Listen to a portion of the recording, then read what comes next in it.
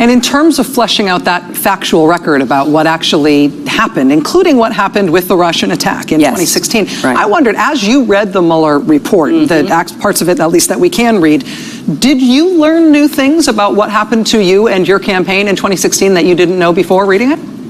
I learned more, and I learned more detail. Okay. But here's the important thing to me. What I learned is that the Russians were successful. I don't think there's any way to read that report and not conclude they accomplished what they set out to do. They had an objective to sow discord and divisiveness within our society at large and to help Donald Trump, and they succeeded.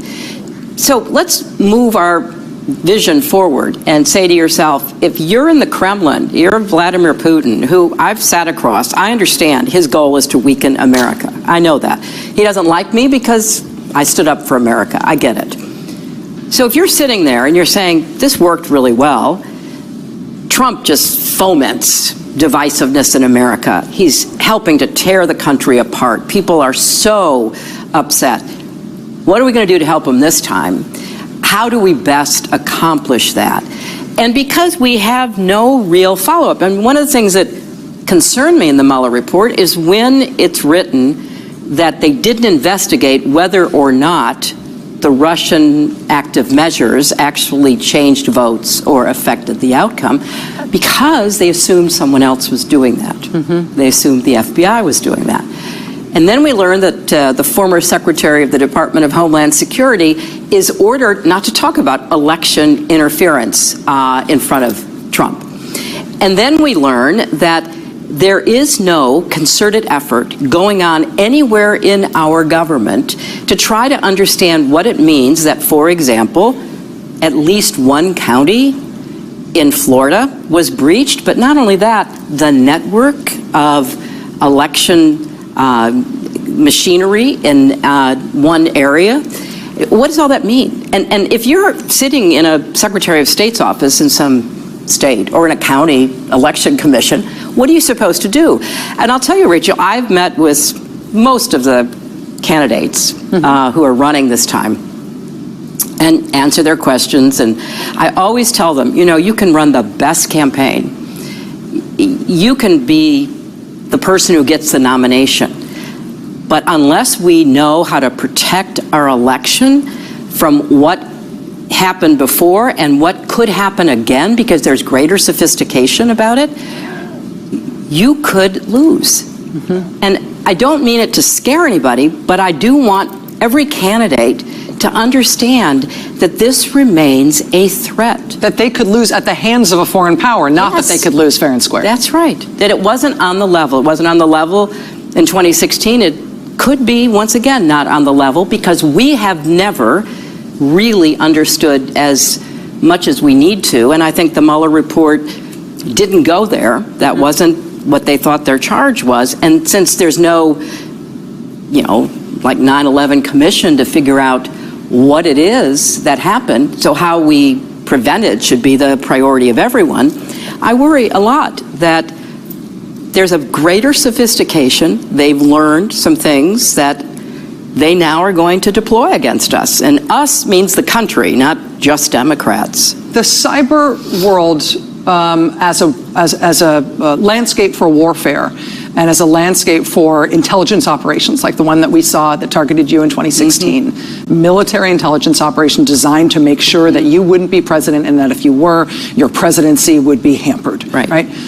That, as the landscape of intercontinental battle, is overwhelming to me in terms of me trying to imagine myself like in a leadership role or in some sort of policy advisory role, like what I think the country should do to stop that from happening. It feels both too big and too amorphous to hold on to. But I mean, as somebody who has confronted these things in a leadership position and somebody who's been on the sharp end of this as a target, do you feel like if the US government really cared and was motivated and wasn't intending to stop this from happening, there are things that we could do? We could be effective, we could stop this, and we're just not choosing those policy options. Absolutely, and we have evidence of that. On Election Day in 2018, we know that our government used cyber tools to shut down a lot of the sites that they feared could be interfering.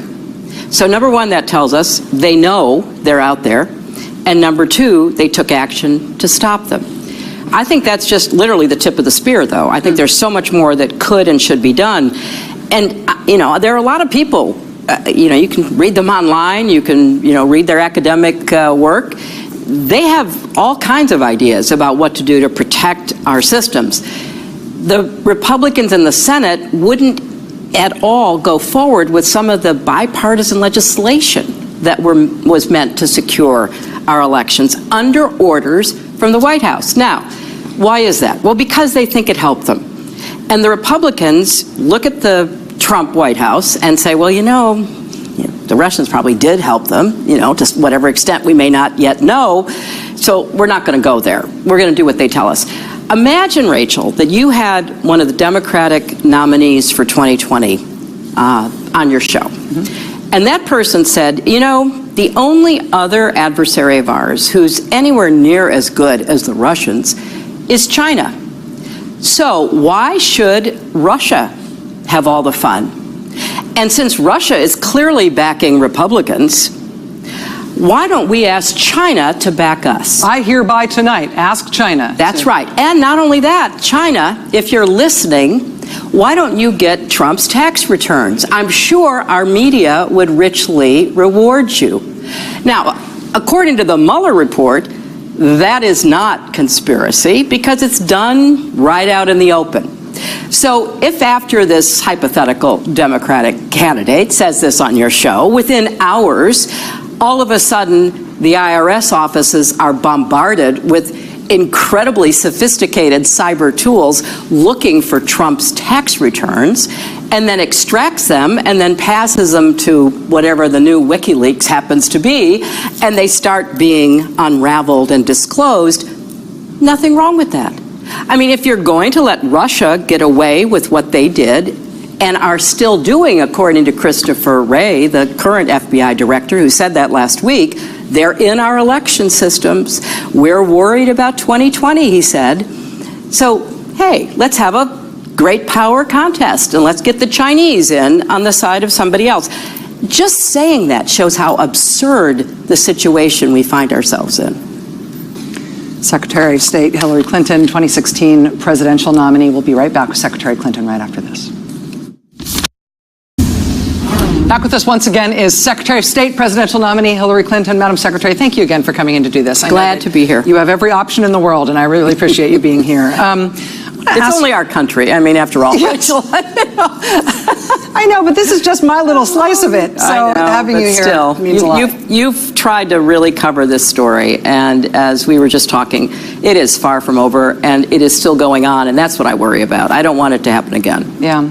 And we're in the middle of figuring it out still. We are. I don't know when we're going to get Mueller's testimony, and I don't know how that's going to happen, but I feel like that's something that a lot of this is really hanging on. I actually want to ask you about one sort of sidebar issue that came up in Mueller's report that has since been added to by the New York Times. It's about you.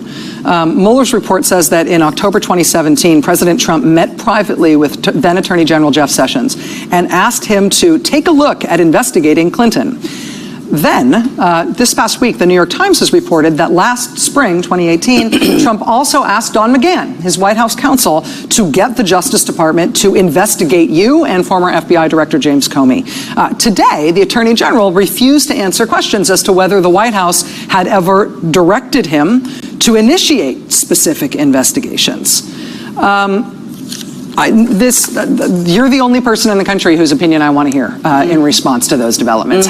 What do you make of that? Well, what I make of it is this is as big a sign of a guilty conscience or a real fear that you could possibly have. I'm living rent-free inside of Donald Trump's brain, and it's not a very nice place to be, I can tell you that.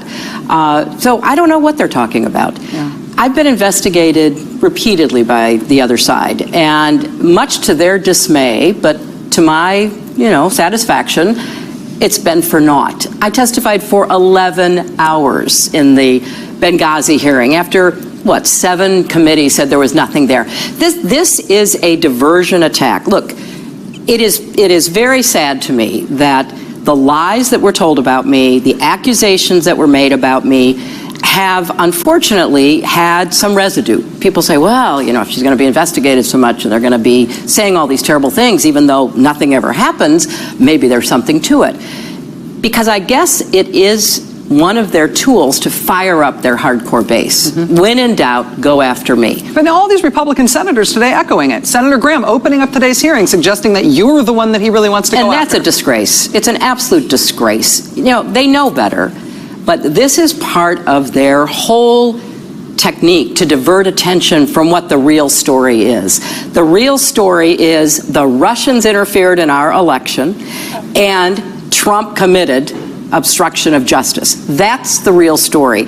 That's what they don't want the American people thinking about. So when in doubt, say something wild about me. Thankfully, you know, there's no there, and there never has been. But it is saddening to me, Rachel, that that is what is happening in our United States Senate and in the White House of this great country of ours.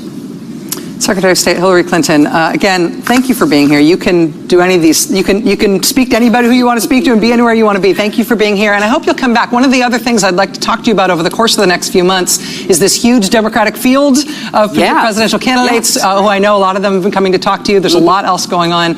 I hope you'll come back soon. I would love to. Thanks a lot. Secretary. Take care. All right, we'll be right back. Stay with us.